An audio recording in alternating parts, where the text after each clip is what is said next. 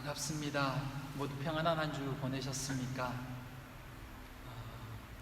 지난 주일은 정말 오랜만에 이 야외에서 함께 예배드리고 교제의 시간도 가졌습니다. 참 감사한 시간들이었습니다. 그러고 보니 어느새 8월도 중순을 지나고 있습니다.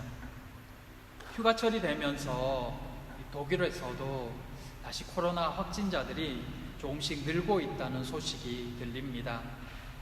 조금만 더 조심해서 이 시기들을 잘 보낼 수 있기를 바랍니다. 그래서 모두가 건강한 모습으로 다시 함께 예배드리고 모임을 가질 수 있는 날이 속히 오게 되기를 진심으로 기도합니다. 오늘 말씀은 예수님께서 아나니아를 통해 사도 바울을 회복시키시는 장면입니다. 순종하는 아나니아와 인생의 방향이 바뀌는 사도 바울, 그리고 그 모든 과정 위에 계신 예수님의 모습은 우리의 신앙과 삶이 어떠해야 함을 다시 한번 생각해야 합니다. 오늘 말씀을 통해서 우리에게 주시는 음성을 듣는 시간 되기를 바랍니다. 성령께서 우리를 말씀으로 인도해 주시기를 소망합니다. 첫째, 주여 내가 여기 있나이다. 예수 그리스도와의 이 충격적인 만남 이후 사울은 3일 동안 보지도 못한 상태에서 먹지도 마시지도 않고 있었습니다. 그동안 그는 그 3일 동안 무엇을 했을까요? 예수님께서 아나니아에게 하신 말씀을 보면 그는 그동안 기도하고 있었다라고 그렇게 설명합니다. 사실 이 기도하면 바리새인들을 빼놓을 수가 없습니다. 그들은 하루 3번 기도 시간을 따라 기도하던 사람들이었습니다. 그러기에 이 누구보다 엄격한 바리새인인 이 사울이 기도하고 있는 모습은 그렇게 낯선 모습이 아닙니다. 그럼에도 그가 지금 드리고 있는 기도는 이전의 기도와는 많이 달랐습니다. 한 회사원이 이 충청도지사에 발령이 나서 집도 이사하게 되었답니다. 일하는 아줌마를 불러서 그 새 집을 청소하게 한 뒤에 돈을 입금해 주려고 전화로 계좌번호를 물었습니다. 아줌마가 계좌번호를 불러주었습니다. 296-496-3296-7296. 그런데 이 아줌마가 불러주는 계좌번호를 받아 적다 보니까 이상하게 너무 긴 겁니다. 회사원이 숫자가 너무 길다고 이야기하자 아줌마가 답답한 듯이 말했습니다. 뭔 소리유? 아직 4자리밖에 안 불렀는데.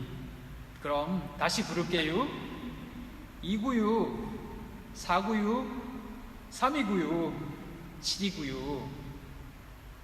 이해하십니까? 같은 말을 해도 들을 줄 아는 사람만 들을 수 있는 말이 있습니다. 하나님은 누구에게나 말씀하십니다. 그러나 들을 귀가 없으면, 들을 준비가 되어 있지 않으면 들리지 않습니다. 사울은 이전에도 열심히 기도했습니다. 그런데 하나님의 말씀은 온전히 듣지 못했던 것입니다. 어릴 적부터 배워왔던 이 유대교 신앙을 따라서 철저히 기도하며 율법을 따르는 삶이었지만 그는 하나님과 온전히 소통이 되지 못하는 그런 기도를 드렸던 것입니다.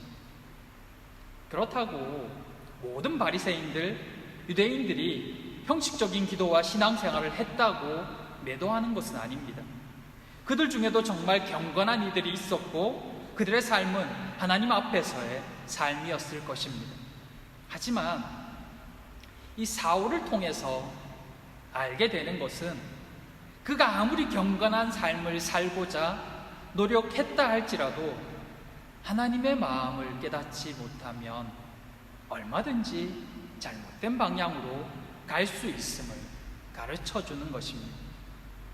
주시는 마음을 깨닫지 못하고 또 순종하지 못하면 마치 이 가시채를 뒷발길질 하는 것처럼 스스로만 괴롭히는 일이 되는 것입니다. 그런데 지금 사울이 드리는 기도는 하나님과 소통하는 기도입니다. 그는 기도 가운데 주께서 하실 일을 봅니다. 12절에 보면 아나니아라는 사람이 들어와서 자기에게 안수하여 다시 보게 하는 것을 환상을 통해 보고 있다라고 그렇게 이야기하고 있습니다. 환상은 주께서 기도 중에 그에게 보여주신 것입니다. 그것은 주께서 그의 기도를 듣고 계시며 그에게 또한 말씀하신다는 의미입니다.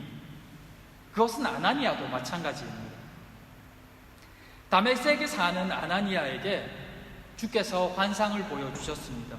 이 환상은 보통 꿈이나 기도 중에 볼 때가 많습니다. 그런데 그런 주님의 부르시는 음성에 이 아나니아가 주여 내가 여기 있나이다 라고 응답합니다. 이 말은 주의 음성을 듣는 것이 아나니아에게는 처음이 아니었다라는 의미입니다. 하나님께서 맨 처음에 이 어린 사무엘을 부르셨을 때 어린 사무엘은 자기를 부르는 하나님의 음성을 알아듣지 못했습니다. 그래서 그는 엘리 제사장을 찾아가서 부르셨습니까? 라고 묻습니다. 그런데 엘리도 알지 못하여 나는 너를 부른 적이 없다고 이야기합니다. 그렇게 여호와께서 3번이나 사무엘을 부른 후에야 제사장 엘리도 그것이 하나님께서 이 어린 사무엘을 부르는 것이구나 라는 것을 깨닫습니다. 엘리가 3번이나 지나서야 하나님의 음성이라고 그렇게 이해한 것은 엘리 제사장조차도 하나님의 음성을 들은 지 너무 오래됐기 때문입니다. 그래서 그도 그 순간 하나님의 부르신 음성인 것을 깨닫지 못했던 것입니다. 그런데 오늘 본문에 보면 주께서 아나니아를 부르실 때 그는 단번에 주여 내가 여기 있나이다 라고 대답합니다. 그는 이미 또 평상시에 주님과 소통하는 기도를 드리고 있었던 그리스도인이었던 것입니다. 그리스도인이라면 누구나 하나님께 기도를 드립니다. 심지어 믿지 않는 사람들도 마음으로 신을 부르며 기도하는 이들도 있습니다. 그러나 기도를 한다고 해서 그들이 다 주님의 음성을 듣고 온전한 신앙인의 삶을 사는 것은 아닙니다. 가끔 이 영화나 드라마 같은 것을 보면 고위 정치가나 또는 리더들, 어떤 때는 암흑가의 사람들조차도 교회나 성당에서 기도드리는 장면을 볼 수가 있습니다. 그들은 그렇게 기도하면서 마음의 위안을 얻고 나가서는 악한 일을 저지릅니다. 그것은 진정한 의미에서 기도라고는 말할 수 없습니다. 스스로에게 체면을 거는 것입니다. 그러나 참된 기도는 체면이나 위안이 아니라 소통이 있는 기도입니다. 이 소통은 주님의 마음을 깨닫는 것입니다. 그리고 주시는 말씀에, 주시는 마음에 반응하는 것입니다. 그러면 주님의 응답이 임합니다. 아나니아는 환상 중에 주께서 부르실 때 내가 여기 있나이다 라고 대답합니다. 주의 음성을 들을 수 있는 모두가 되시기를 축복합니다. 귀로 들리는 음성만이 아니라 마음으로 깨닫게 해주시는 음성, 찔림과 위로와 감동이 있는 그런 기도를 드리는, 그렇게 기도하는 모두가 되시기를 바랍니다. 그것이 우리를 새롭게 하고 또 뜨겁게 할 것입니다. 바리새인 일대에 사울의 기도가 아닌 예수 그리스도를 만난 사울의 기도, 그 기도가 오늘 우리 모두의 기도가 되기를 소망합니다. 주께서는 아나니아에게 직가로 가서 사울을 만나라고 말씀합니다. 그에게 이미 아나니아가 찾아와서 안수하는 환상을 보여주셨다라고 말씀합니다. 이 말씀은 사실 아나니아에게 충격이 아닐 수 없습니다. 사울은 지금까지 수많은 그리스도인들을 잡아서 죽게 만든 장본인이었습니다. 지금도 그리스도인들을 잡으러 온 것을 알고 있는데 그를 만나라 하시니 당황스럽습니다. 주님의 말씀은 아나니아에게 마치 죽음의 길로 가라고 하시는 듯 들려집니다. 아나니아는 그 사정을, 그 불안하고 답답한 심정을 주님께 말씀드립니다. 그는 믿는 자들을 잡으러 이곳에 왔다고 말입니다. 그러나 주님은 그에게 다시 가라고 말씀합니다. 그는 열방을 위해 택한 나의 그릇이라고 말씀합니다. 아나니아는 주님의 말씀에 순종합니다.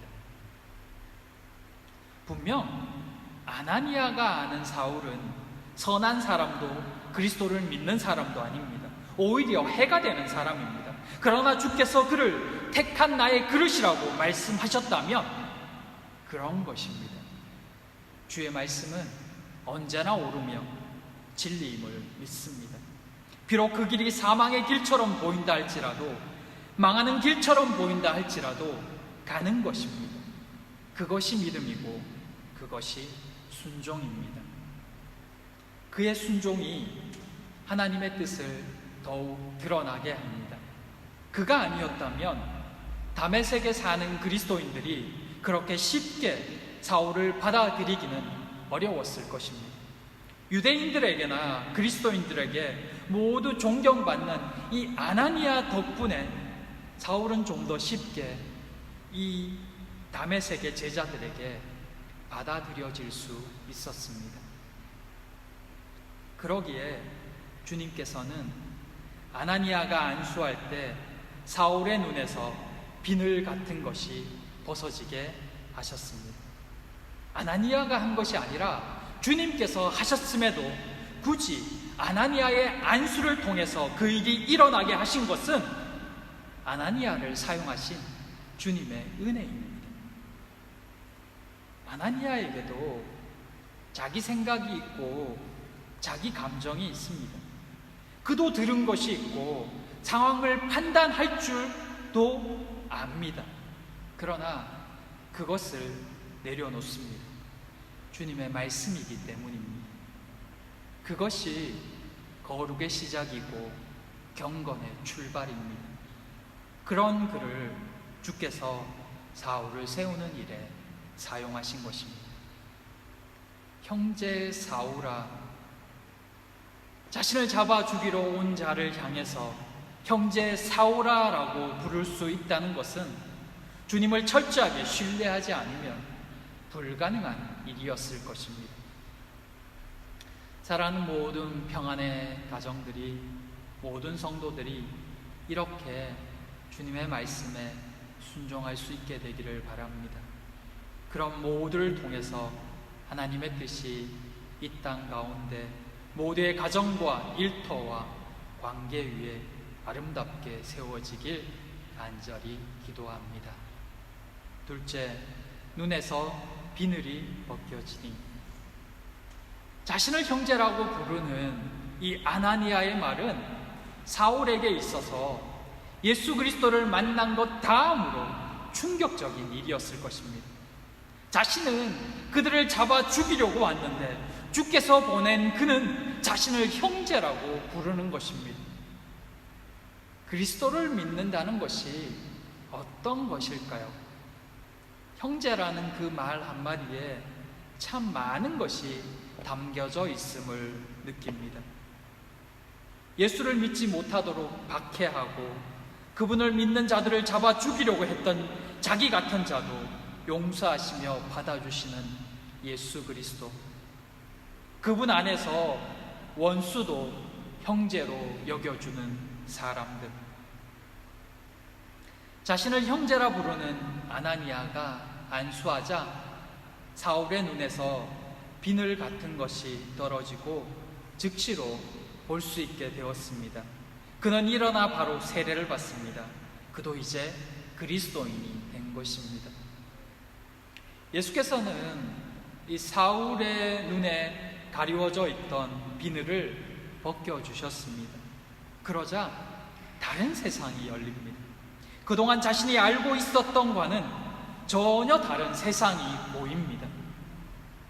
그는 3일 동안 정말 충격과 회개로 지내왔습니다.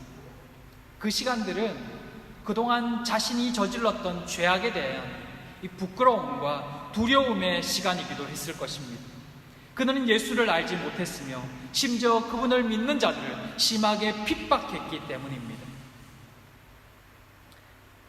나는 네가 박해하는 예수니라라는 음성은 3일 내내 그의 머리에서 떠나지 않았을 것입니다. 잘못을 회개하며 유대교 전통으로 배워왔던 하나님의 징계에 대해서도 생각했을 것입니다. 여호와를 모독하고 해방하는 자는 죽음입니다. 자신이 지금까지 저질렀던 죄악이 바로 그 회방죄에 해당되는 것입니다. 두려움과 부끄러움 회개로 뒤범벅이 된 그런 3일이었습니다.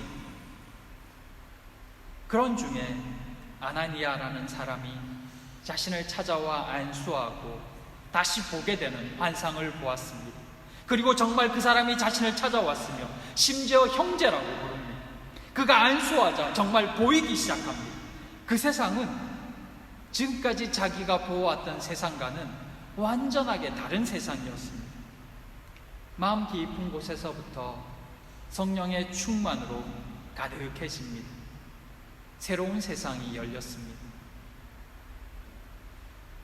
사울의 눈에서 비늘 같은 것이 벗겨졌다는 것은 이 실제적인 현상이자 또한 영적인 개안의 사건이었습니다.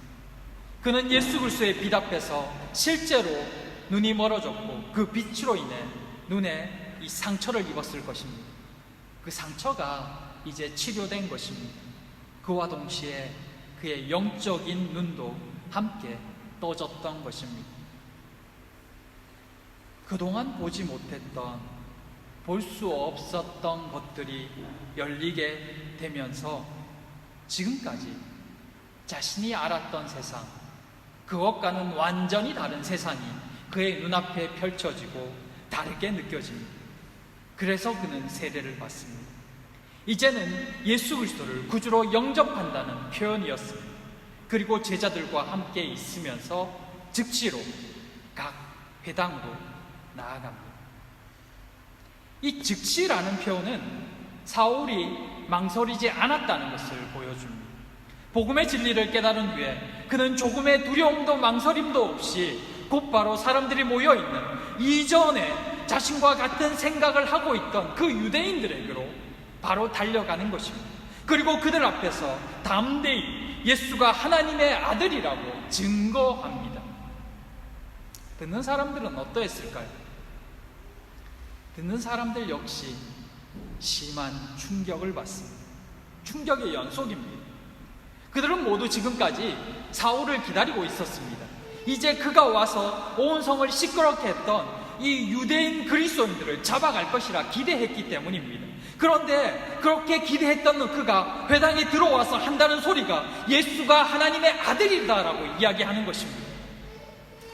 그리스도인들을 잡으러 죽이러 왔던 그가 예수 그리스도를 전하는 것입니다. 그곳에 모여있던 그들이 이 소리에 엄청난 충격을 받았던 것입니다. 이 사람이 예루살렘 이 이름을 부르는 사람을 멸하던 자가 아니냐, 여기에 온 것도 그들을 결박하여 대제사장들에게 끌고 가려고 한 것이 아니냐, 이해할 수 없는 일들이 눈앞에서 일어나자 그들 모두는 이 어처구니 없는 상황 앞에서 술렁술렁하며 당황해야 합니다. 사울의 이 변화는 어디에서 기인한 것일까요? 보는 것이 달라졌기에 생각하는 것도 행동하는 것도 달라진 것입니다. 예수 그리스도를 만남으로 그의 눈앞에 지금까지 보아왔던 세상이 다르게 보이는 것입니다. 그러자 사람들을 대하는 것도 그의 행동도 완전히 달라졌다는 것입니다. 그곳에 모였던 사람들이 왜 사울을 보며 그의 전하는 메시지를 들으며 충격을 받았습니까? 사울의 전하는 메시지가 그들이 기대했던 메시지와 달랐기 때문입니다. 그런데 사실 사울이 전한 이 메시지는 이미 그곳에 있는 수많은 그리스도인들로부터 자주 듣던 메시지였습니다. 예수가 하나님의 아들이라는, 예수를 믿어야 된다는 그 이야기는 늘상 그리스도인들이 입에 달고 살던 말이었습니다. 그러나 그 주위에 있던 그리스도인들이 복음을 전할 때에는 그렇게 충격스럽게 다가오지 않았습니다. 저들은 원래 그런 사람들이니까, 이단에 빠진 사람들이니까 이렇게 생각했을 뿐입니다. 그런데 그 복음을 사울이 전하자 사람들은 놀라움과 충격에 빠지기 시작합니다. 왜냐하면 지금까지 자신들이 들어왔던, 또 알고 있던 그런 사울의 모습이 아니었기 때문입니다. 사람이 완전히 바뀌어서 다른 이야기를 하기 때문입니다. 그래서 그가 전하는 복음은 그들에게 충격적이었다는 것입니다. 그것은 단순히 말로만 전하는 복음이 아니라 그의 삶과 변화된 모습으로 전하는 복음이었기에 그러했던 것입니다. 말로 복음을 전할 수 있습니다. 그것이 최선일 때도 있습니다. 하지만 참된 복음은 삶에서 나옵니다. 그가 경험한 예수, 그 예수로 인해 변화된 삶, 그것이 복음을 더욱 힘있게 하는 것입니다. 왜냐하면 그 삶이 복음이기 때문입니다. 사울은 그 복음을 전했고 그의 삶은 그 복음을 증거했던 것입니다. 사랑하는 성도 여러분, 분명 말을 잘하는 것은 복음을 전하는 데도 유리합니다. 눈물 있는 말도 감동이 있습니다. 그러나 삶이 지지하지 않으면 말은, 눈물 있는 그 감동은 오히려 복음을 방해합니다. 가장 중요한 것, 우리가 먼저 구해야 할 것은 우리의 눈이 완전히 열리는 것입니다. 이것이 먼저여야 합니다. 예수 그리스도 안에서 새로운 세상을 볼 수 있어야 합니다. 그래야 우리의 생각도 우리의 행동도 달라집니다. 예전에 어떤 분이 이런 이야기를 했습니다. 주님이 어떻게 일하시는지 빨리 봤으면 좋겠다고 말입니다. 그런데 더 중요한 것이 있습니다.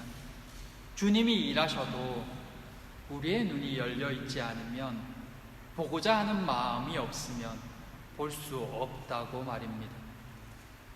예수 그리스도의 눈, 믿음의 눈, 이 눈이 열려 있지 않으면 아무리 많은 일이 일어나도 보지 못하며 깨닫지 못합니다. 그러면 복음을 전할 수도 없습니다. 이 눈은 꼭 사울이 다메섹 도상에서 주님을 만난 것처럼 극적인 만남이 있어야만 하는 것이 아닙니다. 하루하루 똑똑 떨어지는 물방울처럼 하루하루 배워가고 작은 것에서부터 말씀을 따르고 행하는 것으로도 충분히 열릴 수 있습니다. 중요한 것은 말씀을 믿고 그대로 따르는 것입니다. 그러다 보면 어느 순간 우리의 눈이 완전히 열려져 있음을 깨닫게 되는 것입니다. 그러면 우리도 열린 눈으로, 예수 그리스도의 눈으로 세상을 보고 믿음의 삶을 살 수 있게 됩니다. 그 삶으로 증거되는 복음은 능력이 있고 생명을 살리는 힘이 있습니다. 사랑하는 성도 여러분, 우리의 삶이 세상 사람들의 삶과 달라지고 있습니까? 우리의 생각이, 행동이 믿지 않는 사람들을 당혹스럽게 만듭니까? 그렇다면 주께서 우리를 사용하실 것입니다. 사랑하는 모든 성도님들마다 이런 믿음의 눈이 활짝 열려질 수 있기를 축복합니다. 그래서 새로운 세상을 보며 그 세상에서의 삶으로 복음을 증거하는 모두가 되기를 간절히 기도합니다. 기도하겠습니다.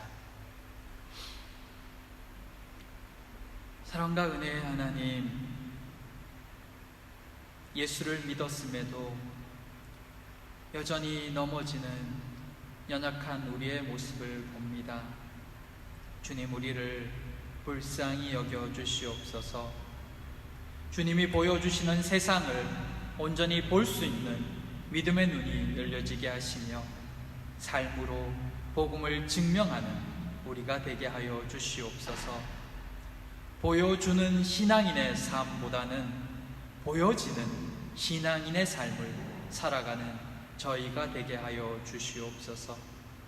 이 한 주도 성령 하나님 우리와 동행하여 주시며 우리의 인생을 이끌어 주시고 믿음 가운데 한 걸음을 뛸 수 있도록 은혜를 더하여 주시길 간절히 소망하오며 예수님 이름으로 기도드립니다. 아멘.